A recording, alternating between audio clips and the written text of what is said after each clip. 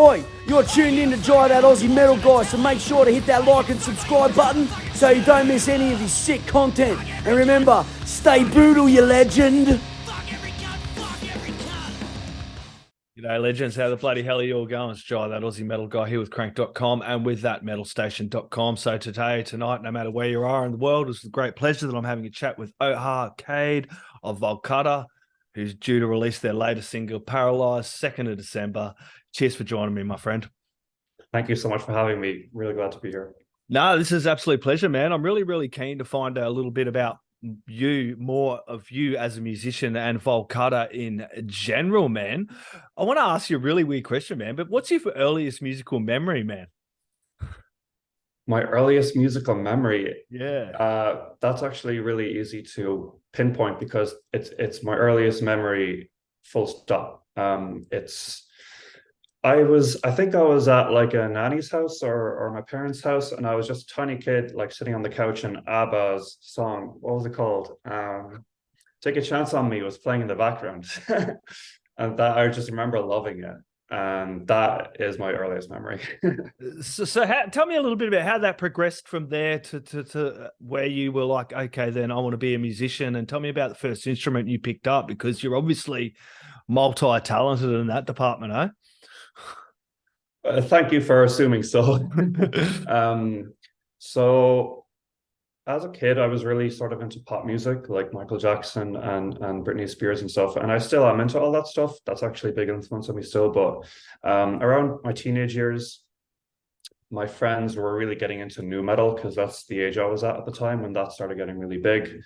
And I fell really in love with bands like Linkin Park and Evanescence. And Evanescence especially, they had a lot of piano in their songs. So that's what inspired me to take up the piano at around age 15 or 16. So I'm pretty much self-taught. I did have a few lessons just to get me started, but the teacher wanted to teach me kind of classical music, and I wasn't really that interested. I literally just wanted to get music that I had heard on the radio and loved and just wanted to learn that. So I would just search up sheet music and just kind of figure things out that way. And so that's kind of how I fell in love with metal. And then I started getting more into, I guess you could say, more typical heavy metal stuff like Metallica. Really got into like Nightwish and symphonic metal then, and then that led me to progressive metal, and now I'm just a really big metal fan in general. And that's kind of, I guess, the early stage of my interest in music. And I don't know how far you want me to go with that question. As far as you like, my friend. Yeah, okay. You can obviously have a broad love of symphonic and operatic music as well. And as from you answered that question with Evanescence, you kind of get that feel because they kind of had that early kind of, as you said, the piano and that little bit of a vibe, and you can see how you kind of went from there down that little bit of a rabbit hole into more symphonic operatic music. Yes, totally. My brother actually, he bought me the Nightwish album Wishmaster for my birthday, and I wouldn't have thought that I would have an interest in them at the time, but the more I listened to it, I just really became obsessed very quickly. And over the years, I just kept listening to more symphonic metal. And then I grew up in a small town in the south of Ireland, and then I moved to Dublin to study, and that's when I bumped into some other musicians who were really into the same stuff that I was. And that's when we formed a band called Valcata. So I don't take credit for that name at all. It was some of the other guys in the band who came up with that name. And we were just kind of a local band, and we played a few shows and stuff. We recorded some music as well that I've kind of talked to them about re-releasing maybe, which would be really cool. But eventually I moved to New York, and I stopped pursuing music for a while. So my main bread and butter really is I work in graphic design and user experience. But over the years, I just kind of really got that craving to keep working on music, on my own music. Yep. And I was working on little bits of material here and there, and I just decided I have to get this stuff out somehow, you know? So I would really work on it in the evenings. and I just realized that I always really liked that name Valcata. So I asked my previous bandmates if I could still use it, and they were totally cool with it. They're still really excited about the stuff I'm doing with the project, and yeah, I decided to culminate all these years of material here and there into a metal opera, and that's how the first album came about in 2019. And since then, I'm just doing my best to stay as consistent with it as possible. Yeah, well, can you tell me a little bit more about that release as well? Because I'm keen to know more about the story behind it and the whole making of the album as well. And being a metal opera, I noticed it did have the 8 vocalists in there. I think it was like 4 female and 4 male vocalists as well. And it had Yeah. a really, really great sound. I do want to dive into it a little bit more as well and kind of get the story. But could you tell me a little bit more of this album as well? Yeah, like I said, that album, the material in it was really a culmination of different parts that I'd written here and there through the years during my break. A lot of it I'd kind of written with no intention of ever releasing it, and I just kind of listened to what the music was telling me, because usually the music comes first, like I hear it in my head, and I just kind of put it down, and I get into the vibe of it, and then I'm kind of like, what lyrics would suit this vibe that the music is telling me? And you just kind of, sometimes a random word will come into your head, like power or space or stars. And I just kind of built the story around that. And it just kind of worked out pretty well. It was pretty hard, 8 singers, it was a lot, 8 characters. But basically, the story is that there's this planet called Valcata, which, it's been a while now since I wrote this story, so forgive me if I can't remember it precisely, but it's a planet called Valcata that has suffered a severe heat wave over the years, and it's about the Valcatans looking for somewhere new to inhabit. And they send a special team out into space. The team encounters a portal in space. They don't know where it leads to. But basically, the crux of the story is that the portal leads to Earth. And the angle with the story was the Earth characters, a lot of them are actually quite villainous. So there was like No surprise there. yeah. So I had some fun with that, and it's just a story about kind of acceptance and love and coming together and supporting each other and stuff. So I built that story around the conflict between the two worlds with that. Yeah. And being the collective that it is worldwide, if no one knows, you've got a broad range of musicians that you have worked with from that album through the single Right. and up into this single as well. What was it like getting all these artists together? Because you got some great artists from some different bands all over the place. What was it like for you getting these people together, reaching out to them and hitting them up with this project? And tell me a little bit about that side of things. Yeah, I just kind of, depending on the character, I thought that a certain voice should fit each character. And I kind of reached out to, it was a mix of stuff. I'd either heard their stuff before and I admired them, and I really wanted to take a chance and see if they would work with me. That was the case with, for example, Zubara Aznarez from Dibelus and Musica, Mary Zimmer from Hillian Prime. And then there were some other artists that I hadn't quite heard of yet, but that their work really impressed me. I did some research on collaboration websites such as Sound Better and Air Gigs. And that's where I found singers such as Hadi Kiani, who's really incredible, and Lil Barzi. And for the most part, everyone was just straight away, yeah, let's do it. And yeah, I was really lucky that way. Angel Wolf Black, I'd known her because she really impressed me with a Nightwish cover that I'd seen her do before. And her part, I was just like, it would be awesome if she could do this because she's so crazy talented. And it worked out. Yeah. She was in that Vivaldi metal project. I actually had heard of them before as well, too. Yes. Yeah. Mm-hmm. Yeah. Really. And also the bassist and guitarist, Stylianos and Babis, they were suggested to me through the mixing engineer Elias, and I found Elias through one of the collaboration websites. So it was really kind of a mix of stuff, how we gathered everyone together. Yeah, and Jonas as well, and we've still got him on the drums there for Yes. well up until this release there too. So yes, he's really like, he really meshes with what I'm going for. Like he just kind of nails it, and it just blows me away every time because he always adds little things that I never would have thought of, you know. So yeah, he's really a great addition as well. yeah, it is over there on Spotify. You've also got it up there on Bandcamp if people want to go over and buy it, because it is always appreciated and goes into making more music. I know how it works with artists like you, always working. Can we talk about the next single that came out in 2021 there, the Tower one? Yeah. Tower, pardon me. Yeah, that's fine. That's fine. It was actually supposed to be called The Tower, but we got the artwork done and I tried to name it The Tower on the distribution website, but they said legally, like, it's not allowed. The name has to match the artwork, so it's just called Tower now.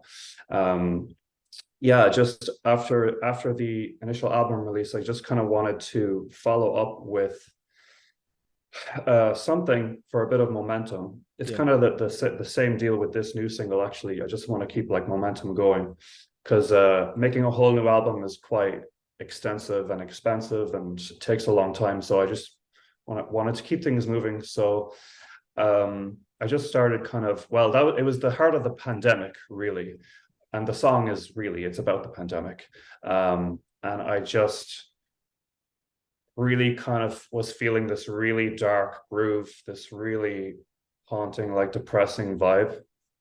So that's kind of what inspired that song. And I brought back Hadi and Angel for vocals, because I knew I could trust them, and they really just blew me away with that one. And for guitar, Joao was a new addition to that song. He was really amazing. And we also worked with Jacob Hansen, who's a really incredible mixing engineer who's worked with a lot of bands that I really admire, for that song. So I'm really proud of that one as well. That's a good one. Yeah, Jacob Hansen's worked with quite a lot of old artists. I know Volbeat was one of them. I did see over here. Yeah, he's worked with Amaranth, and he's worked with Flesh God Apocalypse. Yeah, and he also mixed our new song. I'm really happy to say. So yeah. Can we talk about the new track, man? That's an absolute ripper as well. And you got a couple of new vocalists. You did bring back a couple of people that you did work with for Tara as well. Yes. Yeah. So I was kind of working on a bunch of different songs, and I was picturing more of an EP. But I think it's something that I need to work on, where it's like, I really spend a lot of time refining details, and it takes a long time. So I figured I would just focus on one song and try to get it out sooner than the rest. And that was Paralyzed, because it was the one that really stood out. It's very gripping immediately, and I was just like, I have to get this out because I just love it so much. And that the lyrics of that song are a little bit more personal to me. I thought that I would take a chance and write something that I can sort of relate to a little bit more from the heart. It really is just about kind of some self-doubt that musicians might experience. It's so hard to get your stuff heard. You know, when you're writing this, like, it's like, who is going to listen? There's going to be so much work. You know, it's so many years until like success, whatever that is to each individual person. And I just thought I'd really just put those darker thoughts into lyrics just this once. It is a little bit more on the hopeless side of things, but I try to inject little hints of hope here and there. And I think that the chaos of the music speaks to the lyrics as well, or at least that's what I was aiming for. Yeah, it's a great track. I love the work of the clean and the heavy vocals. It just Stefani and Marcos. Yes. It is really, really great. And it must be encouraging for you working with all these different artists as well, when you've got a track to bring out going, oh, who can I get for this one as well? Yeah. It's really cool, just because after every release, I make a few more connections here and there on social media. Stefani and Marcus are really good examples. I I'm just like obsessed with her work in Nurgard, and I just knew that like she could really nail this song, and I'm so happy that like she agreed to do it. And Marcos really deserves way more attention. His like covers on YouTube and stuff are incredible, and his clean vocals are really astonishing. He does a lot of harmonies on this song. But I just felt, just story-wise for the song, I thought it would be better told just with one lead singer and have him contribute like that demonic part as well with the growls. Yeah, and when you He's really good at that. Yeah, it's unbloody real. When you're doing these collaborations and you're getting these artists together, you're obviously the composer and the main songwriter. How does it work, dude, with you? Do you have all this ready to go and then you approach them, or? Pretty much. Yep. But I'm fully aware that like I'm not a singer and I'm not a guitarist or a drummer. Like I kind of prepare it as best I can before I give it to them. But I always tell them, look, if you think of something that can add a little bit of spice here, or if you think that this part couldn't work better, or sometimes they've told me this is straight up just not playable. So we've had to figure it out. So yeah, there's definitely a little bit of everyone in each track, which I'm really happy about. And yeah, we just kind of bounce things back and forth until everyone's happy. And that must be fun for you, Cade, as a songwriter, to be able to, you know, not only have that, but be able to learn as you're doing it each time. You know what I mean? And kind of coming back to this track, Paralyzed, instead of all of us can take a message from this. Sometimes I was kind of having a conversation similar last night. If we sat there and we'll use the song Paralyzed in Fear and telling ourselves a million reasons why we can't do something, or, you know, it's not going to get the airplay or airplay, or I don't think I can do this for all these different reasons. And sometimes we just need to dive in and do it and work it out as we go, and not tell ourselves 100 different reasons why we can't do it, and just fucking do it and then go, there you go, look, I'm fucking doing this. Yeah, absolutely. It's definitely, you worded it so much more positively than the song does, but I really appreciate it. Yeah, well, that comes back to where you're saying these songs of utter, where you listen to them and you go utter hopelessness. You kind of find light, as you kind of mentioned, find light in the dark. We're never going to know what the light is if we haven't been through the dark times and the hopeless times as well. So, yes, you nailed it. Totally. So the year is rounding up, man. It's, you know, been a good couple of years for you. Do you have any big highlights that kind of stand out for you so far musically, or anything at all? Yeah. Seventh Wonder's album, The Testament. I absolutely love that. I'm playing that a lot. Epica's latest release, they put out The Alchemy Project. I'm listening to that a lot. You enjoy that? I love that as well. I got the promo for that, man. I was lucky to be banging that a couple of weeks before it dropped. I was very, that was great album. Really impressed with that one. Some of the artists they work with. I actually got to interview Epica as well. Really cool band. Another one I interviewed. I saw that. Yeah, Avantasia, speaking of symphonic metal, really cool as well. So when this one come up, I'm like, damn, definitely some more symphonic metal opera stuff. Yeah. I'm down. For sure. And then the next one that comes to mind is Polyphia, their latest record. I think it's called Don't Forget That One Day You'll Die. I'm kind of butchering that title, but they're a really impressive band too. I don't know if you're familiar with them, but they're awesome. Yeah, Polyphia, and I think I think that's about it. That's all I can think of at the moment, but I'm really spinning those a lot. Okay. Plans 2023, I dare say you're going to be fairly busy. Maybe an EP in the works. Wait and see. Everybody grab the Paralyzed. It does drop 2nd of December. Go put it in the stereo. Go grab all of Valcata's music, put it in the stereo, crank it loud. The neighbors are going to want to hear it as well. Okay. Do you have any last words, shout outs, or thank yous, or anything else I may have forgotten you want to add in there, my friend? Well, first, thanks to you for having me. I really appreciate it.